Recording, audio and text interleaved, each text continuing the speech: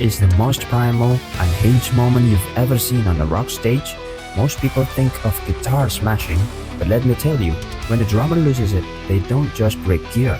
They defy gravity, they risk their lives, or they just plain explode the venue. This time, we're counting down the 10 most insane drum moments ever captured live. Some of them about drum technique as well, and then also about madness, destruction, and pure, raw spectacle.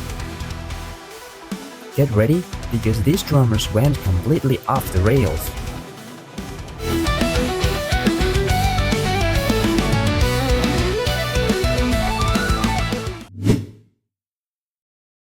Let's start with the masters who turned precision into performance art. Mike Portnoy. His monster kit was not just big, it was a weapon. The sheer insanity here is the logistical nightmare.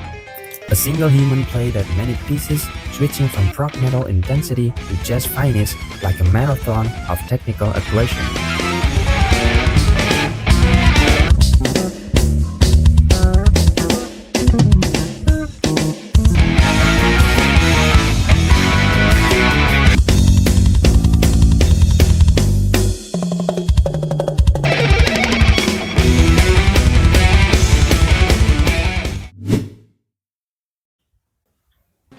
Copeland might look chill, but his drumming is anything but. It was the secret engine of the Police.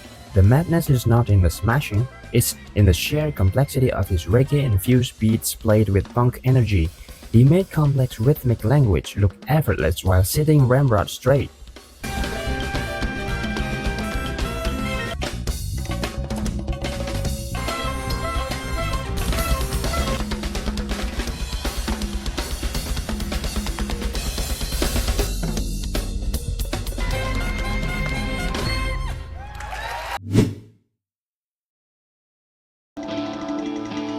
Danny Carey makes my list at number 8 because he turns time signatures into puzzles.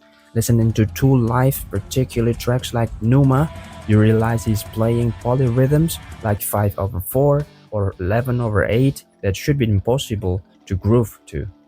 Mike Portnoy even said it's a mathematic equation. He's less a drummer and more like rhythmic sorcerer.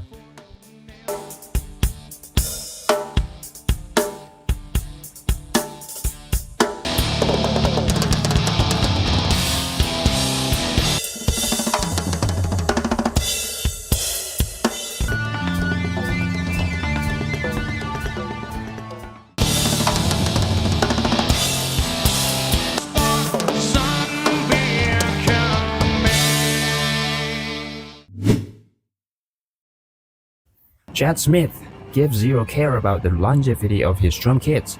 He plays every show like it's his last. At the end of many concerts, he literally executes his equipment. The rage and joy he expresses when dismantling his own stage setup is just contagious, making him the definitive modern destroyer.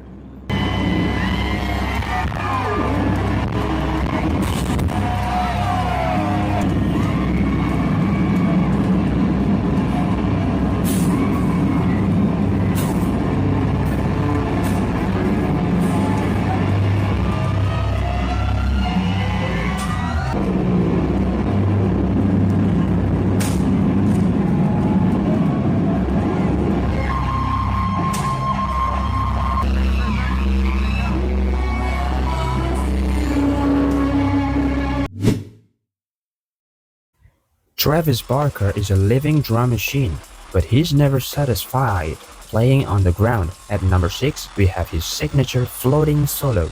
He plays a full, intricate solo while his entire platform is suspended dozens of feet in the air and rotating. One misstep, one technical failure, and it's game over.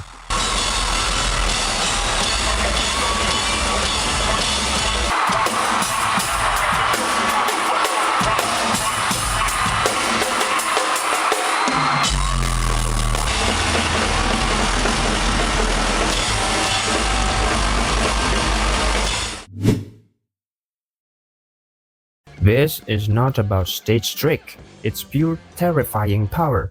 Bonham solos in Moby Dick, especially the famous 1973 Madison Square Garden footage, The intensity is staggering. He eventually ditches the sticks and uses his bare hands until he is sweat-drenched, hyperventilating mess. He wrestled the very concept of rhythm into submission.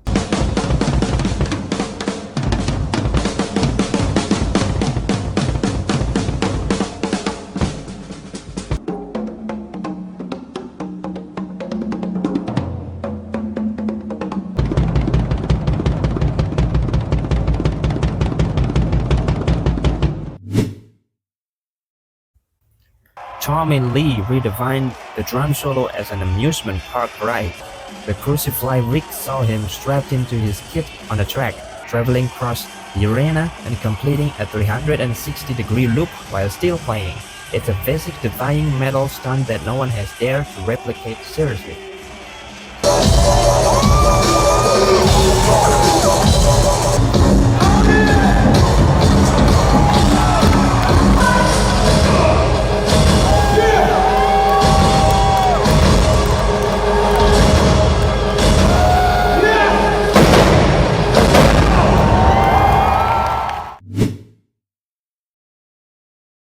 At number 3, we have the late great Joey Jordison.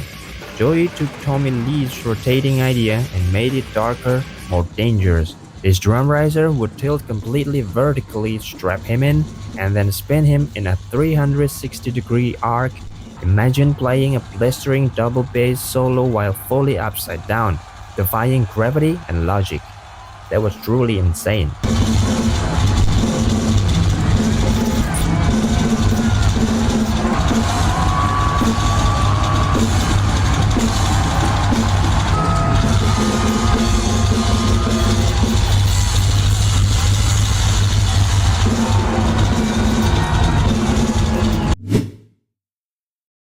Yoshiki is a classically trained pianist who channels all that passion into pure, destructive drumming.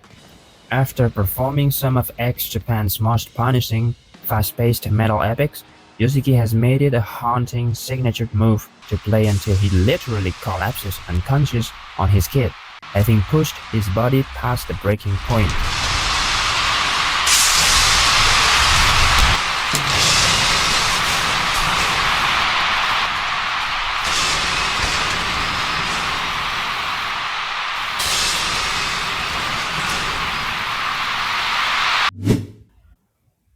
The number one most insane drum moment belongs to the man who defined chaotic drumming, Keith Moon. On the Smothers Brothers Comedy Hour, he loaded his kit with far more explosive powder than was safe. When they reached the end of My Generation, the resulting blast did not just smash the drums, it destroyed the camera, caused an audible ringing sound on the live broadcast, and permanently damaged Pete Townshend's hearing. It was not an accident, it was the ultimate act of rock and roll destruction.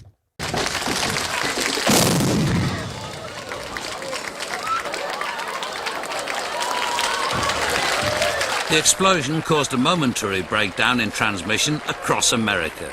Pete Townshend claimed he was left permanently deaf in one ear, and a flying cymbal sliced into Moon's arm.